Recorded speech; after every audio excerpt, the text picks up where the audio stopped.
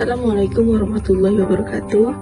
Halo teman-teman semua, di sini saya akan menjelaskan teori tentang asal mula jagat raya dan kehidupan di bumi. Kita mulai dari teori pembentukan alam semesta.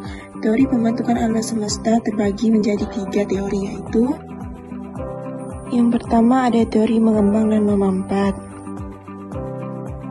Yang kedua ada teori keadaan tetap. Dan yang terakhir teori ledakan besar.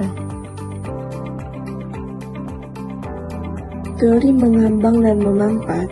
Menurut teori ini, awal terbentuk karena adanya satu siklus materi yang diawali dengan massa mengembang yang disebabkan reaksi inti hidrogen. Akibatnya, terbentuklah galaksi-galaksi yang diperkirakan sudah berlangsung selama 30 miliar tahun. Galaksi-galaksi tersebut lama-kelamaan akan meredup, kemudian memampat yang didahului dengan keluarnya pancaran panas. Peristiwa mengambang dan memampat tersebut langsung secara terus-menerus. Teori ini disebut juga dengan teori ekspansi dan kontraksi. Yang kedua ada teori keadaan tetap. Menyatakan bahwa alam semesta tidak memiliki awal dan tidak memiliki akhir. Alam semesta tetap sama sepanjang waktu. Teori ini diusulkan oleh Stratford Hoyle dan mengatakan semesta tidak terbatas dalam waktu dan memiliki kuansi yang sama dengan sebelumnya. Ada bukti bahwa alam semesta berkembang dan bintang baru lahir.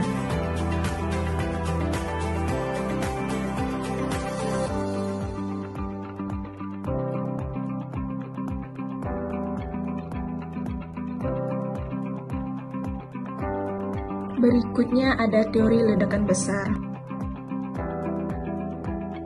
Menurut teori ini, pembentukan alam semesta terjadi sekitar 13.700 miliar tahun yang lalu. Dahulu terdapat galaksi yang saling berdekatan. Galaksi-galaksi berasal dari massa tunggal yang menyimpan suhu energi yang sangat besar. Hal ini menimbulkan ledakan yang sangat dahsyat, sehingga menghancurkan massa tunggal tersebut. Akibat ledakan tersebut, banyak materi yang terlontar ke segala penjuru semesta. Dalam bentuk serpihan inilah asal mula terbentuknya jagat raya.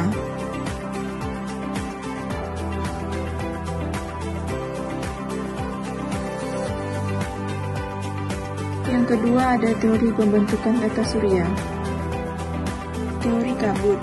Isi dari teori ini adalah matahari dan planet-planet yang menghubungi tata surya berasal dari kumpulan kabut yang tebal dan berpicak akibat perputarannya. Sebagian dari massa kabut tersebut terlepas sambil membentuk gelang-gelang kabut yang selanjutnya berubah membentuk gumpalan kecil dan membeku menjadi planet.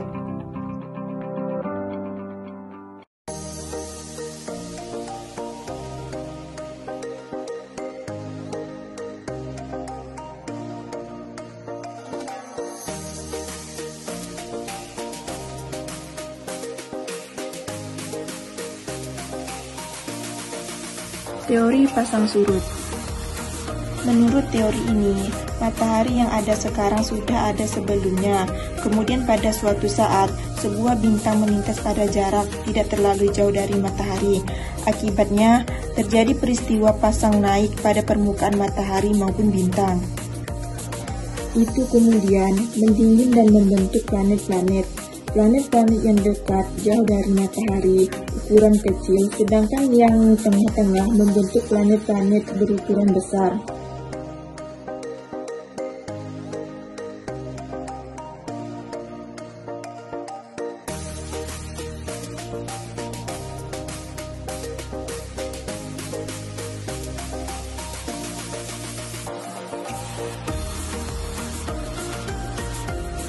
Teori planetesimal. Menurut teori ini, matahari merupakan salah satu dari bintang-bintang yang jumlahnya sangat banyak. Ada sebuah bintang berpasangan dengan matahari pada jarak yang tidak terlalu jauh, hingga terjadi peristiwa pasang naik pada permukaan matahari dan bintang tersebut. Sebagian massa dari matahari itu tertarik ke arah bintang, dan selanjutnya massa yang terbentuk membeku berubah menjadi planet-planet. Awalnya, Matahari merupakan bintang kembar yang satu dengan lainnya, yang saling mengelilingi pada suatu masa melintas bintang lain dan menabrak salah satu bintang kembar tersebut. Kemudian menghancurkannya menjadi bagian-bagian kecil yang seterusnya berputar dan mendingin menjadi planet-planet yang mengelilingi bintang yang masih bertahan, yaitu matahari.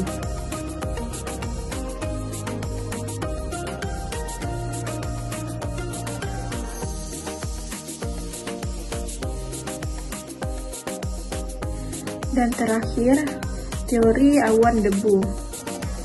Isi teori ini menyatakan bahwa tata surya terbentuk dari awan, gas, dan debu. Dasar pemikiran ini didukung oleh banyaknya keberadaan awan yang teramati dari seluruh jagat raya. Awan tersebut mengalami pemampatan pengaruh gravitasi, sehingga partikel-partikel debu tertarik menuju pusat awan, membentuk gumpalan bola, dan mulai berotasi. Begitu partikel-partikel itu tertarik ke dalam, kecepatan rotasi pun bertambah sesuai dengan hukum kekekalan, membentuk sudut. Akibat rotasi yang cepat ini, gumpalan gas memiliki cakram yang tebal di tengahnya dan tipis di bagian tepi. Bagian tengah berotasi lebih cepat, sehingga partikel-partikel bagian tengah saling menukar sehingga menimbulkan panas gumpalan gas dan debu yang lebih kecil. Gumpalan-gumpalan yang terletak dalam satu orbit ini kemudian membentuk protoplanet. Protoplanet berotasi dan akhirnya membentuk